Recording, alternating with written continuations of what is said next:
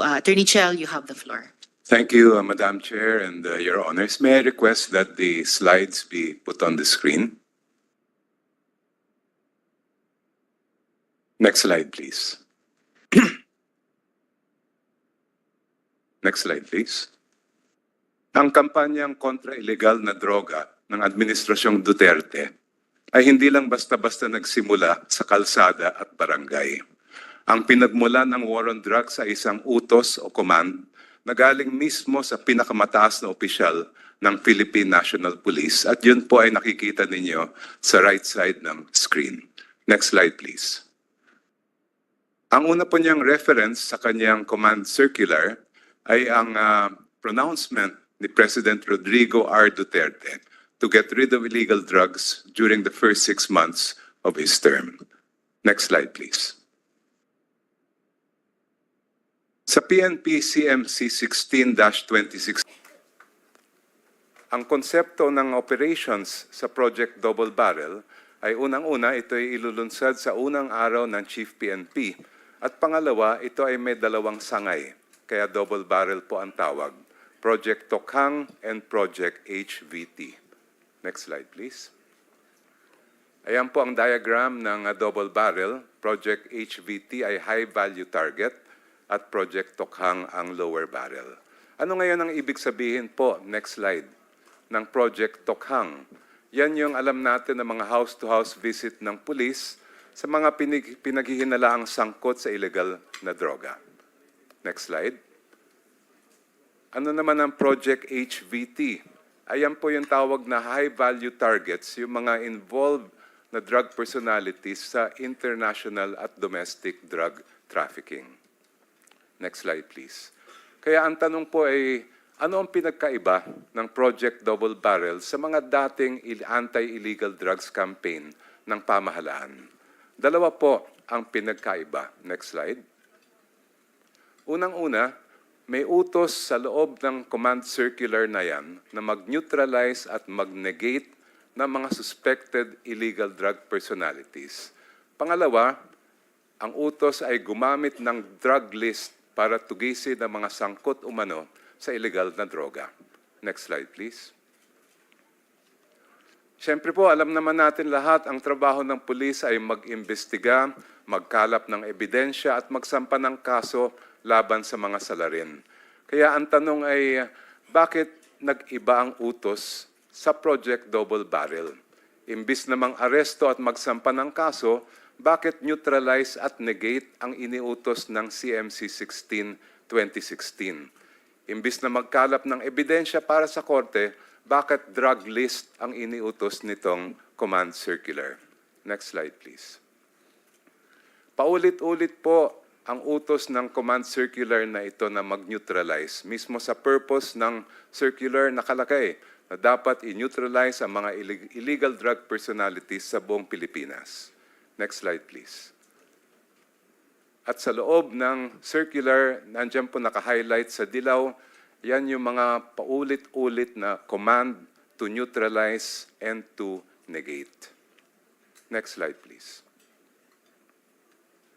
Wala naman po sa batas ang salitang negate at neutralize, kaya libre ang pulis na unawaan ito base lamang sa kanilang sariling interpretasyon.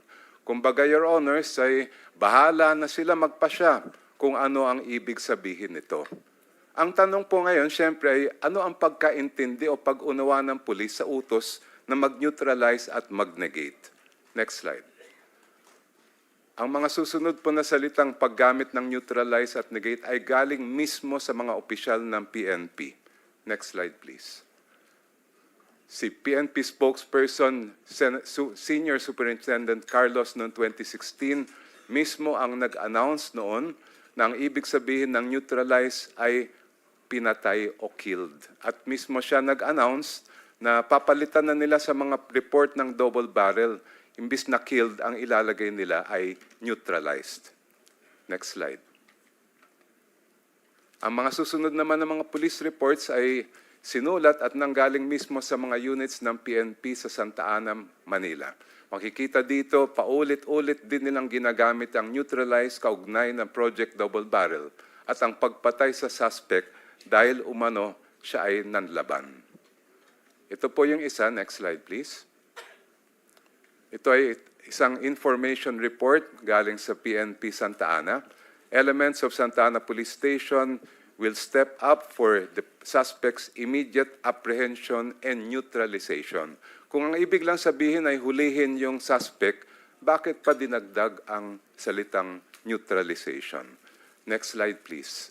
Yung suspect po dito ay nailagay sa isang drug watch list at medyo maliit lang pero may makikita kayong handwritten notation sa tabi ng pangalan niya, killed, at yung petsa kung kailan siya pinatay. Next slide, please. And one more. Next slide, please. As predicted in the PNP information report, ang tatlong suspect, Mr. Manawis at 2 bunuan, ay na-neutralize o napatay sa isang bypass operation dahil sila raw ay nanlaban. Next slide, please.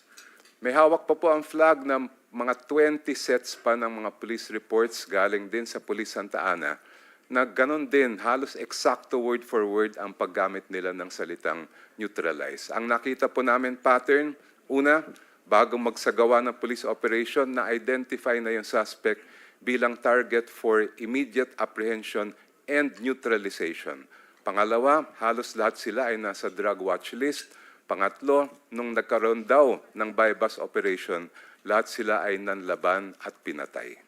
Next slide, please. Pero hindi lang po ang Santa Ana Police ang gumagamit ng neutralize, pati sa Tondo, meron din po. Next slide, please. Ito ay sa isang operation tungkol sa pagkapatay kay Rex Apari. Died during police operation. The operation resulted in the neutralization of the suspect. At hindi lang po yon, next slide please, si Colonel Espenido na nandito po ngayon ay nung tumestigo sa Quadcom ay umamin na ang ibig sabihin na neutralize ay kill. Next slide please. Tinanong po siya ni Congressman Owaminal, does that include referring to neutralization, Colonel, na ang pagpatay sa target? Ang sagot po, kasali na, Your Honors.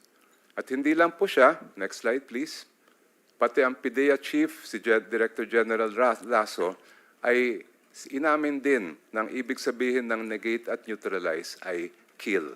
Next slide, please. Tinanong po siya ni Congresswoman Luistro, can you please enlighten us ano pong ibig sabihin ng negated? Answer ni General Lasso, it is neutralized, Your Honor. I mean, he was killed already. Negated for the case of Mayor Halili would then mean that he is dead already. Yes, Your Honor. That is why it was neutralized already. Sagot, yes, Your Honor. Next slide, please. Ibinulgar din ni Colonel Royina Garma sa Quadcom ang reward system na itinupad sa Duterte drug war.